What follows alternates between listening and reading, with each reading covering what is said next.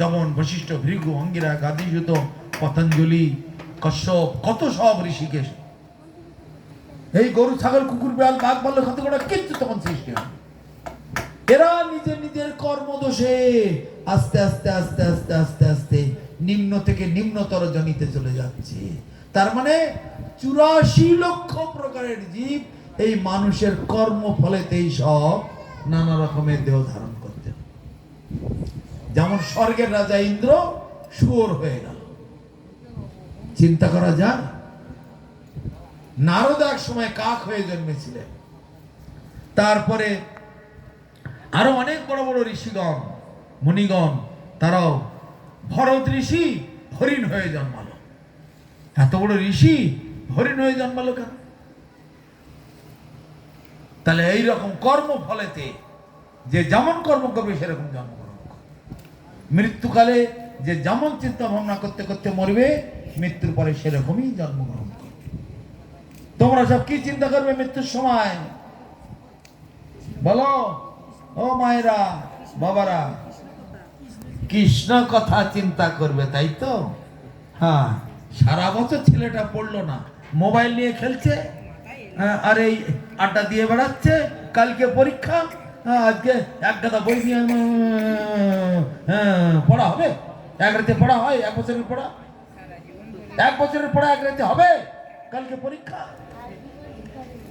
বছরের প্রথম দিন থেকে পড়াশোনা করতে হবে, তারপরে পরীক্ষার সময় মাথায় আসবে। সারা জীবন আমি ভোগ ফুর্তি করে বেড়ালাম, আর মরবার সময় কৃষ্ণ নাম আসবে?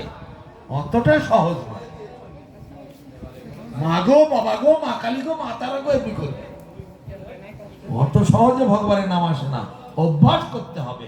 অভ্যাস নতু কন্তেও বৈরাগ্যেন চাগৃচ্ছতে। বৈরাগ্যের সহিত সাধুগুরু বৈষ্ণবের আনুগত্যে সদ্গুরু চরণাশ্রয় করে, হরিনাম গ্রহণ করে, দীক্ষাদি গ্রহণ করে সেই নাম জপ করতে হবে। গুরুদেবের আদেশ মতো একাদশী ব্রত পালন করা, হরিনাম জপ করা, তুলসী সেবন করা, একাদশী ব্রত পালন করা নিয়মিত ভাবে করতে হবে। স্কুলে ভর্তি হলে যেমন স্কুলের নিয়ম মতো ইউনিফর্ম, কাপড় চোপড়, জামা জুতো পরে যেতে হবে। ছুটির দিনে ছুটি হচ্ছে, ক্লাসের দিনে ক্লাস করতে হবে, টাইম মতো যেতে হবে। ক্লাসে মাস্টারমশাই আসলে উঠে দাঁড়াতে হবে, চলে যাওয়ার সময় উঠে দাঁড়াতে হবে, বাইরে যেতে গেলে বলে যেতে হবে, ভেতরে ঢুকতে গেলে বলে ঢুকতে হবে। এইসব ডিসিপ্লিন, নিয়ম কানুন। এইভাবে শিক্ষিত হলে বড় হলে সে ভালো ছেলে হয়। কিছুই করলাম না, মরার সময় কৃষ্ণ নাম করব, অত সহজে আসবে? অভ্যাস করতে হবে বছরের প্রথম থেকে, তবেই মৃত্যুকালে নামটি মনে আসবে। অত সহজে আসে না। যাই হোক, অনেক কথা, এই মায়ের উত্তরে যাই। মা বলেছে একাদশী কিভাবে উৎপত্তি হলো। কাহিনী অনেক বড়, আমি সংক্ষেপে বলবো, সময় অল্প থাকার জন্য সংক্ষেপে বলছি। ভগবান বিষ্ণু, তার বাহন হচ্ছে গরুড়। গরুড়ের পিঠে চেপে চলেছেন শশাকরা, অনন্ত ব্রহ্মাণ্ডে পরিভ্রমণ করছেন। কোন ব্রহ্মাণ্ডের? সব ব্রহ্মাণ্ডে একজন করে সব ম্যানেজমেন্ট রয়েছে, ব্রহ্মা রয়েছে। কার কোন ব্রহ্মাণ্ড কেমন চলছেন? যেমন বড় বড় কোম্পানি 1000 জায়গায় কারখানা খুলে রেখেছেন, তারা এরোপ্লেনে করে, হেলিকপ্টারে করে কারখানা পরিদর্শন করেন না? সেরকম সব কারখানা পরিদর্শন করতে যাচ্ছেন। তা ভগবান বিষ্ণু গরুড়ের পিঠে চেপে এখানে চলে এসেছেন আমাদের ব্রহ্মাণ্ডে। প্রথমে গেছে সত্যলোক, ব্রহ্মার কাছে গেছেন। ব্রহ্মা বলে, হ্যাঁ প্রভু, ভালো আছি, আপনার আদেশ মতো আমি সেই মতো দেখছি। তার এখান থেকে ভূর্ভুবস্ব মহাজন তব সত্য, সত্যের নিচে তপলোক, তার লিখে নিচে জনলোক, মহালোক সব আছে, স্বর্গলোক, সব জায়গায় গেলেন, খবরাখবর নিচ্ছেন। অবশেষে যমালয়ে গেলেন। যম রাজা, কেমন তোমার কারবার চলছে দেখি। হ্যাঁ, যম রাজার সঙ্গে সঙ্গে এসে সাষ্টাঙ্গ দণ্ডবাদ করে বলছেন, প্রভু বড় কৃপা করে আপনি এখানে আসলেন, বলুন কি হেতু আগমন? বড় কৃপা করে আমাকে দর্শন দিতে এসেছেন প্রভু। তখন ওই চরণ টরণ ধুয়ে একটু ফল মূল, মিষ্টি মিঠাই, দুধ, ছানা, ঘি, মাখন, তারপরে ননি ছানা দিয়ে ভগবানকে ভালো রকম সেবা করলেন। সেবা করে পায়ের কাছে বসে বলছেন, প্রভু আজ্ঞা করুন, আপনি বড় কৃপা করে এখানে এসেছেন, তা নিশ্চয়ই কোনো কিছু আজ্ঞা হয়তো আমার উপরে আছে। আমার বড় ভাগ্যবান, আপনি দর্শন দিয়েছেন।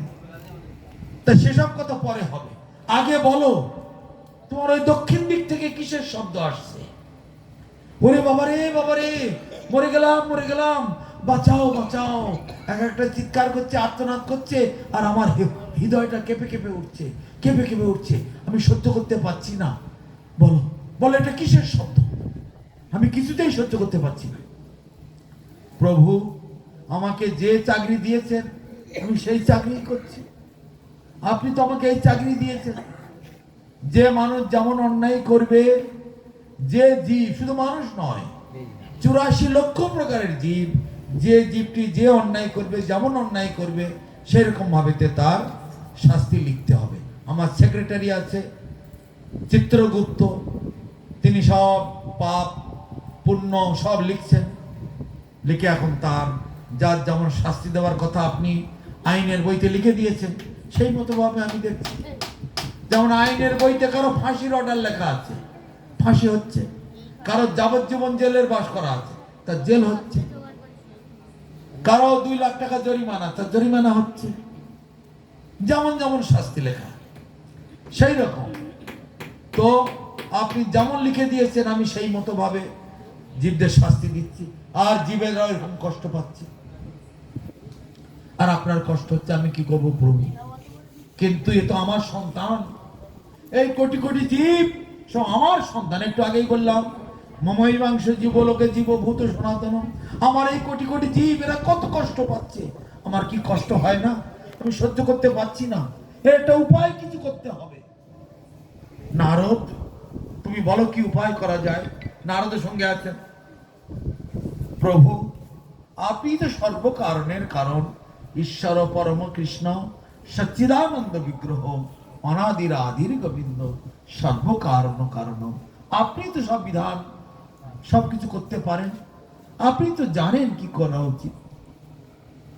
তো কৃষ্ণ তখন বলছে, ঠিক আছে, আমার হৃদয়েতে রাধারানী আছে, রাধারানী তুমি তো আমার সমস্ত অশান্তি থেকে মুক্তি দাও, আমার সমস্ত দুঃখ কষ্ট থেকে মুক্তি দাও, তুমি তো আমার সব সময় আনন্দ দিয়ে থাকো, সেই জন্য তুমি আনন্দ দায়িনী শক্তি স্বরূপা, তাই তোমার নাম আল্লাদিনী শক্তি। তা তুমি এই সমস্যার সমাধান করে দাও। আমি সুখ পাচ্ছি না, আমি আনন্দ পাচ্ছি না, শান্তি পাচ্ছি না, আমার সন্তানগুলো এত কষ্ট পাচ্ছে। তখন রাধারানী বললেন, ঠিক আছে, আমার অঙ্গ থেকে একজনকে আমি পাঠাচ্ছি, তিনি হবেন একাদশী ব্রত, তিনি দেবী রূপা, তিনি এই সমস্যার সমাধান করবেন। তা রাধারানী নিজের অঙ্গ থেকে একাদশী রূপ ধারণ করে ভগবানের সামনে সে হাত জোড় করে দাঁড়ালেন। ভগবান তখন বলছে, কে তুমি? আমি একাদশী। তুমি কোথা থেকে আসলে? আমাকে রাধারানী পাঠিয়েছেন। আপনি নাকি খুব সমস্যায় আছেন, আপনি নাকি খুব দুঃখে আছেন, তাই আপনার দুঃখ মোচন করার জন্য, আপনাকে আনন্দ দান করার জন্য স্বয়ং আমার যিনি শ্রীমতী জি রাধারানী, তিনি আমাকে পাঠিয়েছেন। তা আপনি বলুন প্রভু, কি আপনার কষ্ট? এই সব যে জীব, এরা অত্যন্ত কষ্ট পাচ্ছে, এদের এই দুঃখ আমি সহ্য করতে পারছি না। সন্তানকে কেউ যদি মারে, চিৎকার করে মা মা করে যদি কাঁদে, বাবা বাবা করে কাঁদে, মা বাবার কি মন্ত্রে কষ্ট হয় না বলুন দেখি? তা ভগবান হচ্ছে সমস্ত জীবের মাতা পিতা। তাই বলা হয়েছে ভাগবতে, তমেব মাতা চ পিতা তমেব, তমেব বন্ধু সখা তমেব, তমেব বিদ্যা দ্রবিণং তমেব, তমেব সর্বং মম দেব দেব। তুমি মাতা, তুমি পিতা, তুমি ভাই, তুমি বন্ধু, তুমি বিদ্যা, তুমি জ্ঞান, তুমি সব, তুমি আমার ইহকাল পরকাল, তুমি আমার সব কিছু। এইভাবেতে তখন জীবেরা ভগবানের কাছে এইভাবে প্রার্থনা করছে। তাই ভগবান কৃপা করে রাধারানীর মাধ্যমে সেই একাদশী দেবী আবির্ভাব করালেন। একাদশী এসে বল, তুমি কিভাবে এদের উপকার করবে, এই জীবকে কিভাবে উদ্ধার করবে? একাদশী দেবী তখন বললেন, আমি প্রতি 15 দিন অন্তর একবার করে ধরাধামে অবতীর্ণ হই। সেই দিনটার নাম হবে হরিবাসর। বাসর মানে ঘর, হরি মানে ভগবান, ভগবানের দিন, ভগবানের ঘর। সূর্য উদয় হলে অন্ধকার দাঁড়াতে পারে না, তদ্রূপ আমি যেদিন আসব পাপ তাপ আর এই ধরাধামে দাঁড়াতে পারবে না, তারা সব ভেনিশ হয়ে যাবে। এমন সময় পাপ পুরুষ এসে হাজির। হে প্রভু, তাহলে আমার কি উপায় হবে? আমিও তো আপনার সন্তান, আপনি তো আমাকেও সৃষ্টি করেছেন। একাদশী আসলে যদি আমি এখান থেকে নিশ্চিন্ন হয়ে যাই, তা আমিও তো আপনার সন্তান, আমি কোথায় কি করে বাঁচব? তখন একাদশী, বিষ্ণু, নারদ, ওদিকে পাপ পুরুষ সবাই মিলে একসাথে মিটিং করছেন। তখন ভগবান একটা বুদ্ধি বললেন, আমার ভক্তগণ এই ব্রতের দিনেতে পঞ্চশস্য গ্রহণ করবে না, মানে ভোগ বিলাস করবে না। যদি ভোগের মধ্যে থাকে তাহলে আর একাদশী ব্রত পালিত হবে না। তা ওই দিনেতে আমার এই ভক্তগণেরা যারা আমার শরণাপন্ন, তারা ওই পঞ্চশস্যকেও গ্রহণ করবে না। ওই দিনেতে তুমি পঞ্চশস্যের মধ্যে গিয়ে আত্মগোপন করে দিবে। যেমন এলাকার মধ্যে পুলিশের গাড়ি ঢুকে গেছে, চোর ডাকাত গুলো এলাকার দাগি দাগি নামি দামি চোর ডাকাত গুলো কোথায় যায়? তখন বাঁধছাড়ের ভেতরে লোকেরা আনাচ্ছে খানাচ্ছে, ঘরের মধ্যে, মাচার তলায়, যেখানে সেখানে লুকিয়ে থাকে না? যেই পুলিশের গাড়িটা চলে যায় আবার তারা বেরিয়ে পড়ে, তাই না? তা সেই রকম একাদশী যখন আসেন, ওই সমস্ত পাপের যত কিছু পাপ আছে, গোহত্যা, নারী হত্যা, শিশু হত্যা, ব্রহ্ম হত্যা, গুরু হত্যা, খুন, জখম, রাহাজানি, ঘরে আগুন, ডাকাতি, বদমাশি, বেঈমানি, বাটপারি, চিটিংবাজি, ব্ল্যাকমেল, যত রকমের পাপ আছে সব গিয়ে পঞ্চশস্যের মধ্যে আত্মগোপন করে থাকে। কেননা ওই দিনেতে ভক্তরা খাওয়া দাওয়ায় আর মুক্ত থাকে না। কেন? দিন রাত যুগ যুগ ধরে তপস্যা করছি, যার জন্য সেই ইষ্টদেব আমার ভগবান কাছে এসে গেছে। উপবাস, উপবাস মানে সমীপে বাস। উপবাস মানে না খেয়ে থাকা নয়। লোকে বলে উপবাস মানে না খেয়ে থাকা। উপবাস মানে না খেয়ে থাকা নয়। নদীর উপকূলে বাস, সমুদ্রের উপকূলে বাস, সরোবরের উপকূলে বাস, তার মানে তার তীরে বাস করা, তার কাছে বাস করা। তেমনি উপবাস মানে ভগবানের সঙ্গে বাস করা, ভগবানের সমীপে বাস করা। কিন্তু অজ্ঞ মানুষেরা বোঝে না, না খেয়ে থাকাটাই উপবাস। তা ভগবানকে জন্ম জন্মান্তর তপস্যা করে যাকে পাচ্ছি না, তিনি আজ আমার কাছে এসে গেছেন, আমার ঘরে এসে গেছেন, আমার একেবারে সন্নিকটে এসে গেছেন। আর আমি কি করে তাকে ছেড়ে ওই খাই খাই খাই খাই করতে যাই? অতএব আমার আর খাওয়া দাওয়ায় দরকার নেই। আজকের দিনটা তো তাকে প্রাণ ভরে সেবা করি, আজকের দিনটা প্রাণ ভরে তার নাম গুণগান কীর্তন করি, আজকের দিনটা একটু তার মনের মতো করে তাকে একটু আমি আদর যত্ন করে সেবা করব। এই জন্য তার গুণগান করা, তার নাম জপ করা, তার মহিমা লোকের কাছে শ্রবণ করানো, নিজেও শ্রবণ করা, এমনকি একাদশীর পূর্ণরূপে পালন করা মানে হলো নির্জলা এবং রাত্রি জাগরণ করা। 24টা ঘন্টাই ভগবানের সঙ্গে যুক্ত হয়ে থাকা, একে বলে একাদশী। কিন্তু আমরা অল্প পুণ্যবান, আমরা বেশি পরিপূর্ণ জ্ঞান আমাদের অর্জন করতে পারিনি, বা বহু উন্নত ভক্ত আমরা হতে পারিনি, তাই যতটা পারি আমরা ততটাই করছি। হয়তো 16 আনা লাভ করতে পারলাম না, 4 আনা, 8 আনা, 6 আনা, 12 আনা কিছু তো পারবো। এ জন্মে না হোক পরের জন্মে, তারপরে জন্মে, তার জন্মে পরে, তারপরের জন্মে, এইভাবে থাকবে। আমাদের মঠে অনেকেই আছে নির্জলা উপবাস করে থাকে 24 ঘন্টা। আমিও 20 বছর পর্যন্ত করেছি নির্জলা। শেষকালে এখন সেবার দায়িত্ব বেশি হওয়াতে একদম নির্জলা থেকে সবটা সম্পূর্ণ করা যায় না। গাড়ি যদি গ্যারেজে বসে থাকে তেল না দিলে চলে, কিন্তু রাস্তায় গাড়ি বার করলে তেল তো একটু দিতে হয় না। সেই রকম তো অনেক সেবা, এই বকছি চাচাচ্ছি, পাওয়া শক্তি দরকার তো না।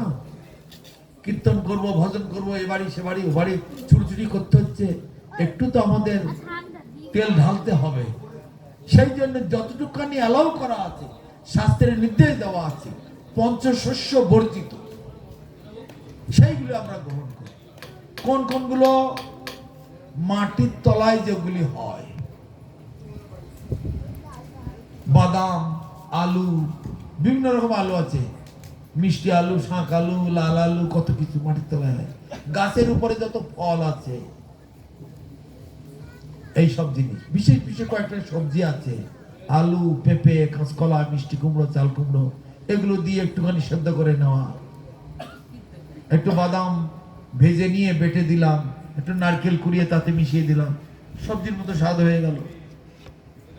এইভাবে করে যৎ কিঞ্চিৎ, হ্যাঁ পরিপূর্ণ ভোজন নয়, ক্ষুধা নিবৃত্তি করার মতো, যারা না পারে নিতান্ত।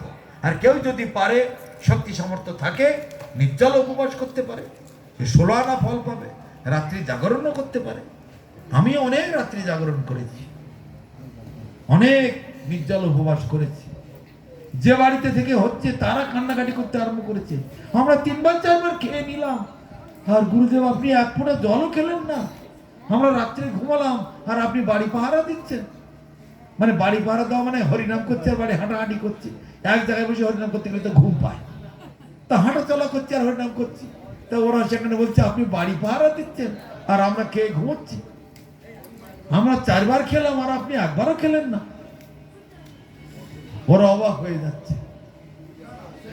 এ বহুদিন হয়েছে। তারপরে এখন কাজের চাপ বেড়ে গেছে, সেবা বেড়ে গেছে, যার জন্য একটু হালকা কিছু না গ্রহণ করলে এগুলো সমাধান, সেবাটা সম্পূর্ণ করা যাচ্ছে না।